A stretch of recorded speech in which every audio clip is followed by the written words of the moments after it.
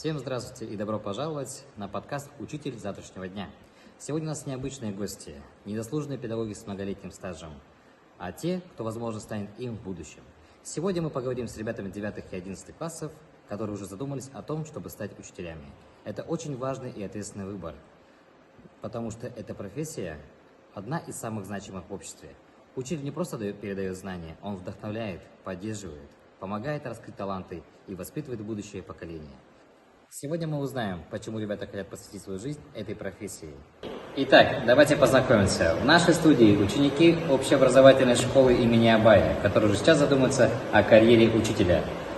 Ученик 11 класса Бухаленко Эльдар. Ученицы 9 класса Кушербаева Дарина и Спиридонова Дарья. Ребята, здравствуйте. Здравствуйте. Итак, ребята, какими учителями каких предметов вы хотите стать в будущем? Я бы хотел стать учителем математики. Я бы хотела стать учителем географии.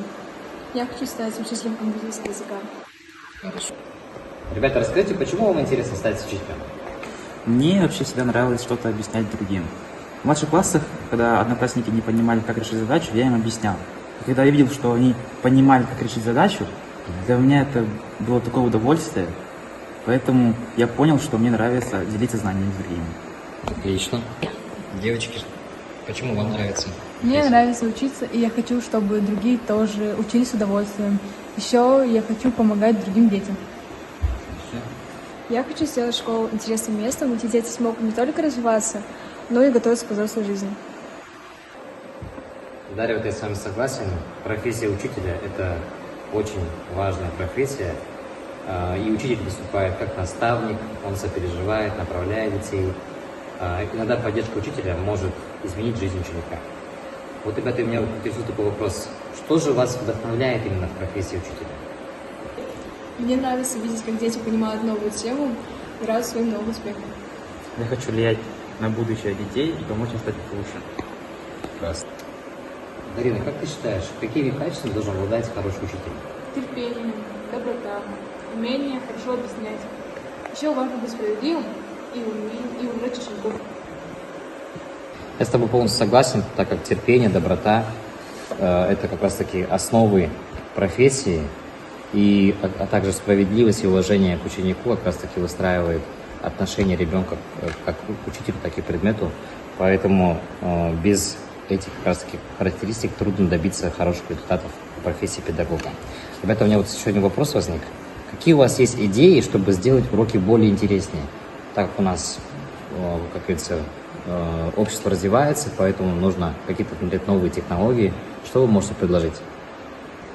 Я считаю, что можно использовать больше игр и практических заданий. Думаю, можно проводить больше экспериментов и показывать новые видео и разные интерактивные игры. Отлично. Отлично, да, ребята, вот игры, эксперименты, видео, как раз таки это отличные способы визуально продемонстрировать как раз таки на уроке разные, допустим, у нас естественно-методические предметы, да, допустим, где очень тяжело вообразить, как раз таки с помощью визуализации это можно все посмотреть наяву. Также, ребята, в наше время технологии очень легко и доступно это все можно сделать, да, с помощью искусственного интеллекта и разные платформы у нас есть. Хорошо, ребята, вот теперь у меня еще один вопрос такой возник. Ребята, давайте по секрету. Кто из учителей нашей школы вас вдохновляет именно для выбора профессии педагога? Почему вы именно выбрали данную профессию? Меня вдохновляет мой классный руководитель. Он всегда поддержит и поможет в любой ситуации. Как зовут? Гульзат Кенжитаевна. Все хорошо. Стать учителем меня замотивировала наша учительница по русскому языку. Ее зовут Эльвира Константиновна. Мне очень нравится, как она преподает. Она очень внятно и быстро объясняет все и умеет хорошо привлечь наше внимание. Стать учителем математики меня вдохновили именно вы, Марат Иванович. Потому что на ваших уроках очень интересно вас слушать, наблюдать, как вы объясняете нам новые темы, схемы решения задач. И вот именно эта изюминка меня подтолкнула стать учителем. Спасибо. Спасибо, ребята. Я уверен, что нашим педагогам будет очень приятно услышать такие теплые слова. Учитель не только человек, который дает знания, это наставник, друг и как говорится, товарищ, который вам помогает в обучении. Ребята, как по вашему мнению, что самое трудное в профессии учителя? Я думаю, трудно находить подход к каждому ученику. Да, вы это все верно говорите. В любой профессии есть свои трудности, а у педагогов это еще особеннее. Действительно, найти подход к каждому ученику это очень сложно, потому что каждый ребенок индивидуален, при этом нужно еще удерживать внимание своего класса, уделить каждому внимание, и урок должен быть проведен полезно и очень быть интересным. И для того, чтобы мы уже начинали погружать в профессию педагога, я приготовил для вас несколько ситуаций. Давайте мы проиграем, и вы попробуйте на них ответить, что вы сделали бы в той или иной ситуации. Итак, ситуация первая, ребята. Нужно объяснить очень тяжелый материал так, чтобы все поняли. Как вы думаете, что вы бы сделали для решения этой задачи? Я думаю, если вот материал обширный, то его легче будет уместить в разные таблицы и графики, чтобы было легче для восприятия. Хорошо. Я Ирина? думаю, можно сделать видеоигру или презентацию. Спасибо, девочки, за ответ. Хорошо. Перейдем ко второй ситуации. Так, ребята, ситуация номер 2. На перемене у нас между двумя учениками возник конфликт. И они не хотят никак мириться между собой. Что делать? Как учителю помочь в этой ситуации? Как вы считаете?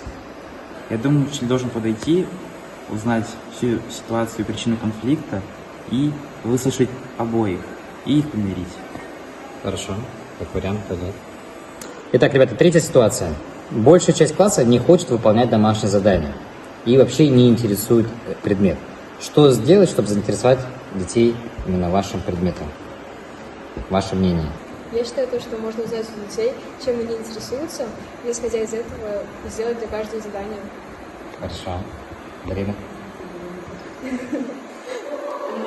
Спросить у каждого свое мнение и подобрать каждому свою игру, задание. Индивидуально, да? Хорошо. Да, трудно. Я думаю, можно поделить учеников на группы и придумать какое-нибудь интерактивное задание, которое будет интересно для них, чтобы они делали задание прям с охотой. Ну и каждый поучаствует. Да. Все хорошо, спасибо, ребята. Итак, ребята, в преддверии праздника Дня Учителя, какие пожелания вы можете хотеть сказать учителям нашей страны? Но нашим дорогим учителям я желаю крепкого здоровья, счастья, послушных учеников и больших творческих успехов. Я бы хотела пожелать всем педагогам терпения, вдохновения и благодарных учеников. А напоследок я хочу пожелать нашим учителям, чтобы они всегда имели мотивацию и идеи для новых уроков. Дорогие друзья, если вы тоже задумались о профессии учителя или просто хотите поблагодарить учителей, не забывайте, каждый учитель делает мир лучше, помогая нам расти, развиваться. Желаем всем нашим выпускникам, ребята, вам спасибо большое, успехов в учебе и достижения. Пусть ваши мечты сбываются, а вдохновение никогда нас не покидает. Спасибо за внимание.